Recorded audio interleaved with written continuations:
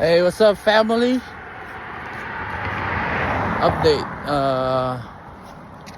I started 75 hard challenge last Monday, and this is my fourth day.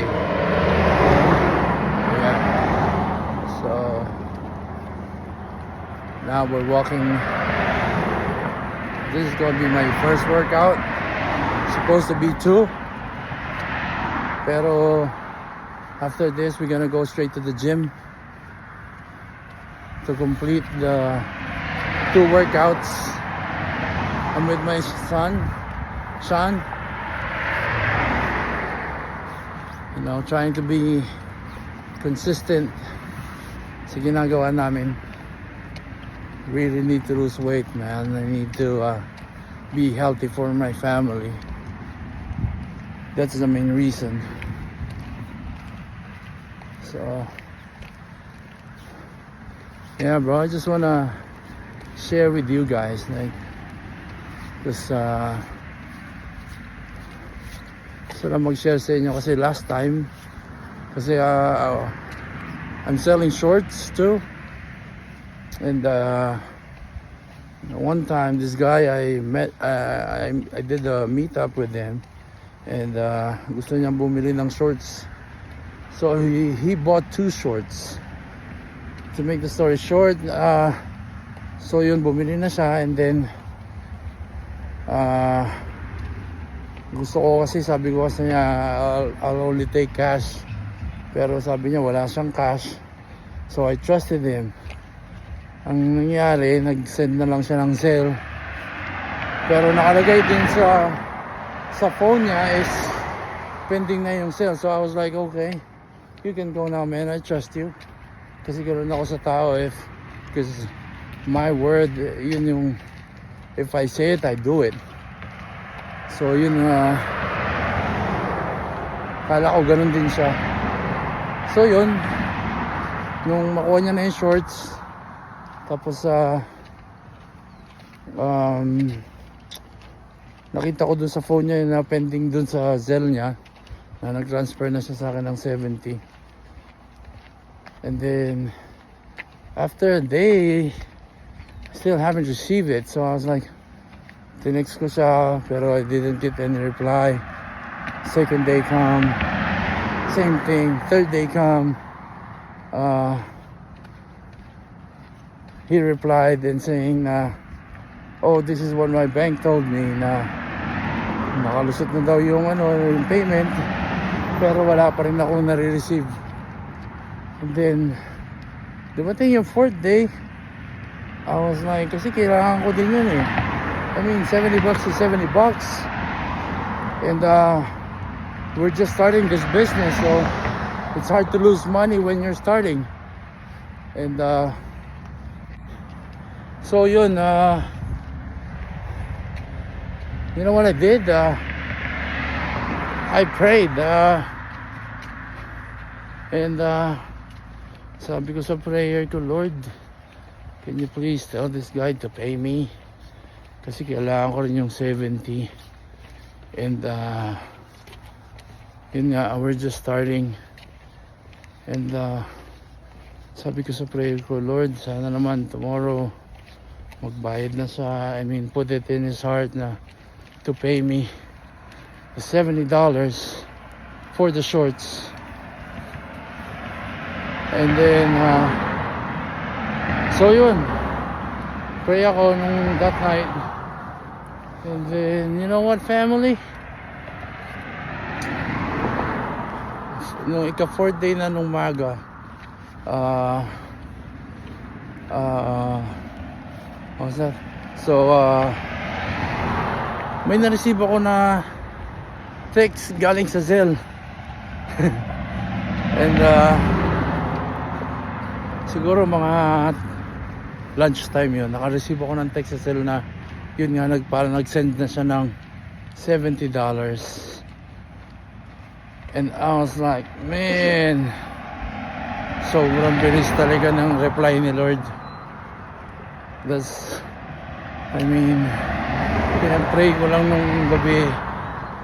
Imagine, ika 4th day na. I mean, I was gonna take it as an L already because hindi na ako maasa na babayaran niya ako, pero I mean $70 is $70, right? So I was like, nung lunchtime after I received the text, I called my bank and asked, because sabi ko meron kong yung, kasi sabi ko I received a text na yun nga nag-file ng $70. Sabi ko did it go through? Sabi niya, oh, it's still pending, but parang you just have to wait for 3 days to clear. Parang ganun kasi yung bangko niya is what do you call that? Nakalimutan ko na, ano bang tawag doon? Yung mga maliliit na bank. Then, oh man, I forgot. Basta yun. So, it has to clear for 3 days. So, I was like, wow. Man, pinag-pray ko lang kagabi, and yung answer ni Lord is really fast, bro. I mean, the point of all of this is, I just want to tell y'all that God listens to our prayers. Yun lang ang gusto kong, that's the point. That's the main point of all this, yung pinikwento ko sa inyo. I just want to tell you that God, He listens to our prayers, man. Kaya, if ever you're feeling down, don't know what to do, nalilito ka na kasi sobrang daming problema, financially, or in work, in family, man, I just want to tell you that all you gotta do is pray. You just have to, kailangan mo lang lumapit sa Kanya kasi lagi lang siya nandyan. So Lord is just always there by our side.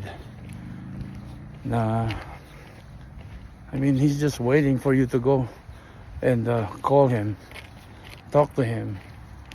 Yun lang yung gusto kong i-share sa inyo, that God listens to our prayers. Because this always happens to me kasi I remember I shared this once, and then I mean, it's a different thing, but I shared, sabi ko kasi sometimes lahat kasi sa buhay ko, sabi ko lahat pinagpe-pray ko, even the petty stuff, you know what I'm saying?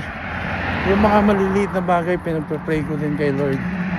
One time, this happened a lot, pero this an instance, this one time, yung story is, nasa parking lot kami, nasa mall, and then sobrang hirap kong makahanap ng parking. I was like 15 minutes now or 20 minutes, ikot ako ng ikot sa parking. Sobrang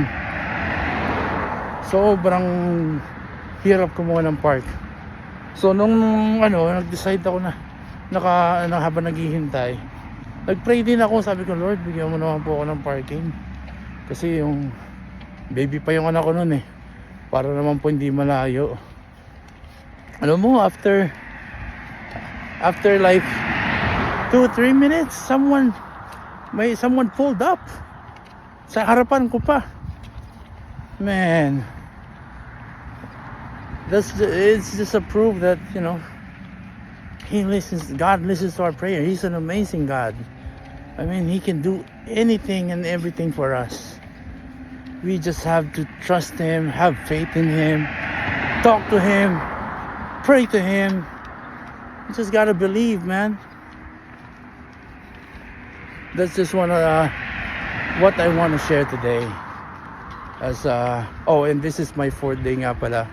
Started 75 hard challenge last Monday. I don't know if nasabi ko na, but yeah, man, that's where I'm at right now. I just want to share to you guys how our God is really amazing. But y'all know what I'm talking about. The God, not the gods. You know, I'm talking about Yahweh, talking about Jesus, God the Father, God the Holy Spirit.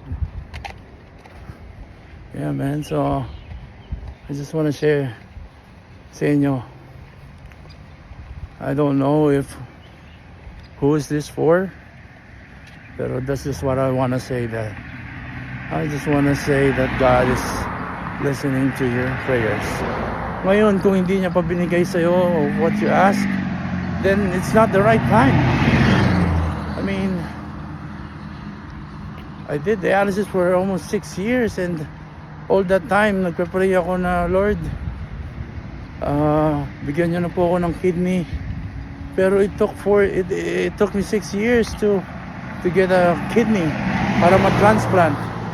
I mean, that's the perfect time. It may not come yung whatever you ask for, it may not come dun sa gusto nyong time, but you know, God knows better, man. God knows better. He, in His time, He'll give it to you, the perfect timing. Hindi yung ura-urada, hindi yung sa time na gusto mo. Sometimes it does happen though. Excuse me. But yun, just have to trust in Him. Pag hindi niya pa binigay sa'yo, baka, alam mo yun, malay mo, makaikasira mo, or makasira ng relationship, or you know, all these things that could happen will happen if He gave it to you in your time, not in His perfect time.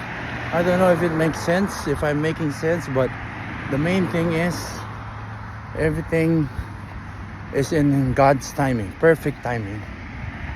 That's just what I want to share today. All right, family. So as we walk, you know, we reflect on everything, on God's promises and God's faithfulness.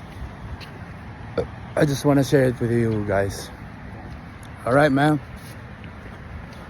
So me and Sean, we out, family. Hey, God bless y'all, man. God bless y'all. Be out. If it wasn't for the Lord, we could have nothing else to do. That's true. That's true. All right. Amen. Amen. All right, family, we out. Have a great day.